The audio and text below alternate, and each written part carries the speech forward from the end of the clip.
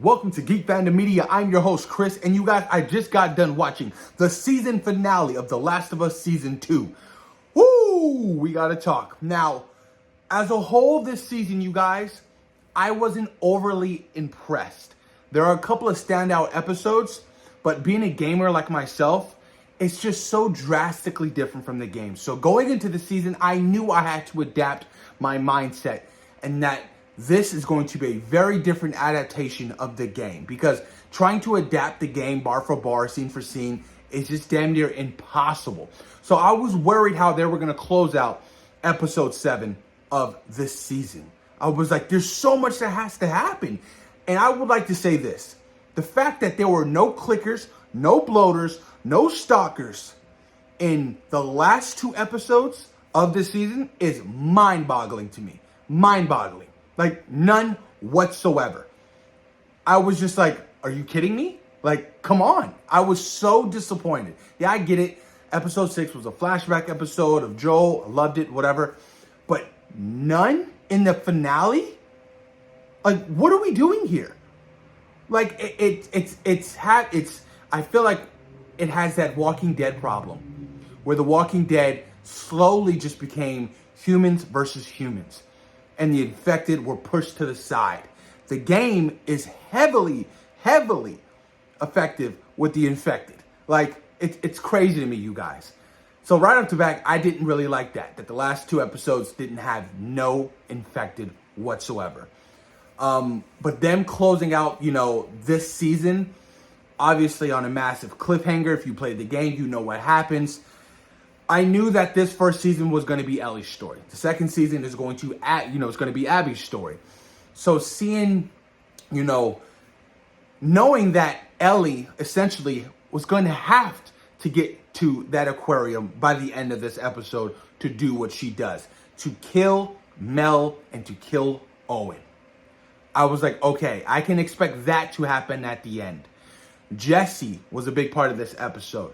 And he kept telling the world, I don't want to die. I don't want to die. I don't want to die. I'm going to be a father. That whole scene between Ellie and Jesse, I really liked it. Because it let Ellie know, I'm still here. That's my baby. I don't care. I don't care what you think. So I like the fact that Jesse kind of stood up for himself. Saying that, he still was in love with Dina. But he just wasn't in love with Dina the way Ellie is in love with Dina. Love that whole sequence. But Ellie was kind of irritating me in this season as a whole. She's supposed to be 5 years older. And you would think that she'd be 5 years smarter. But she was still acting like she was 15. For instance, when Jesse and her are hiding from, the wolves. And they see that young Scar being attacked. Oh, we got to go help. What? I was so baffled. I was like, Ellie, you are stupid. Like, it was so frustrating to me. It was extremely frustrating to me because, like I said, being a gamer, she's so different. So different.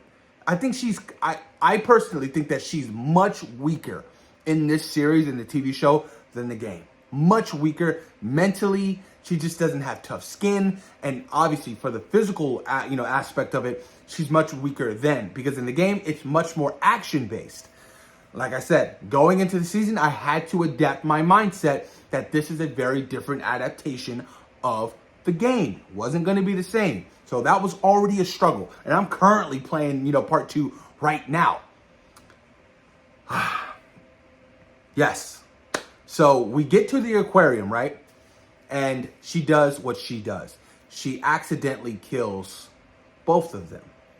I thought that was kind of cheesy. I personally did. I didn't like how they handled the deaths. I didn't. Especially bullet going through one, going through the other. And the actress Mel, when she was dying and she was bleeding out through her neck, telling her to save the baby. I'm sorry, but if I just got shot in my neck, I'm like, oh, shit. I'm not like, you have to cut. She was like in no pain whatsoever. Now, I don't know if it was shock. I don't know. But she was in no pain whatsoever. So she ultimately wanted her to cut the baby out. And she exposed to Ellie, I am pregnant. And that's when Ellie broke down. Because she understands, oh my God, what did I just do? I didn't mean to kill you guys. She acted. It was because Owen went for the gun and she just pulled the trigger, and that was it. So it was a full-blown accident. And then Tommy and Jesse show up because, obviously Jesse knew where she was going, but Jesse wanted to go, he wanted to get Tommy first because Tommy, obviously, they rode into town together. But yeah, dude, I don't know, man. I was just so disappointed in this season. I wouldn't say so disappointed in this season. I was disappointed the way certain elements of the story were handled. That's what I'll say. I was disappointed in certain elements of where the story was handled. And then, we get back to the theater. And, you have Tommy, you have Jesse, you have Dina, and you have Ellie. They're all there, now they're plotting to get back home. And then all of a sudden, bang, boom, bam, Abby shows up. She's beating the crap out of Tommy. Then she shoots Jesse in the head, just like in the video game. Jesse dies. How did Abby know that they were at the theater? That's my issue. In the game, Ellie drops a map that her and Dina had, right? So she, in the game, it was, kind of like the same situation, when she first encountered Owen and Mel. You're going to point to this map, and if you don't point where this is, I'm going to kill one of you guys. But she never took out her own personal map to where the theater was. So in my mind, I'm like, how did she know they were at the theater? Unless she saw them leaving the aquarium, goes into the aquarium, notices they're both dead, runs out of rage, goes after them, finds their hideout. That's the only explanation that I can give you to how she could have possibly found them at the theater. The only one. And then cut, boom, that's a wrap.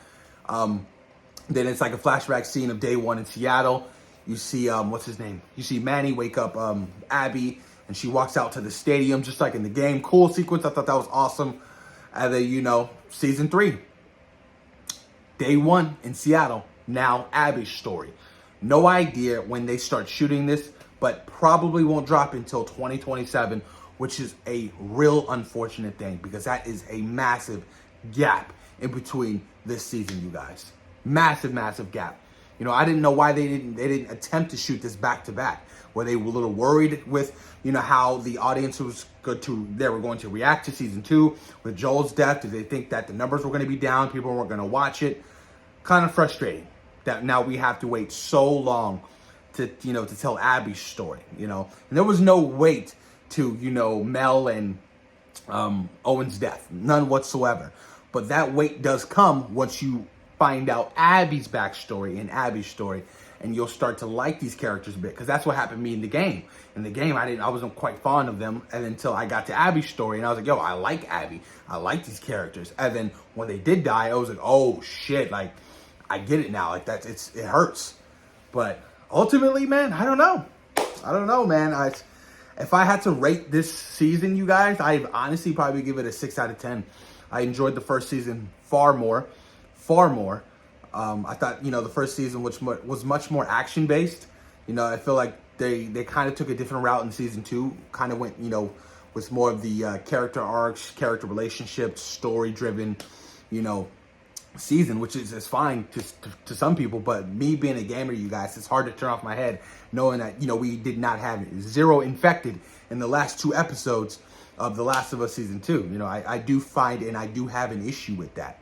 But let me know what you guys think in the comments down below about the season finale of The Last of Us Season 2. Thoughts and opinions. Of course, thank you guys for taking time out of your day for watching Geek Fandom Media. Peace.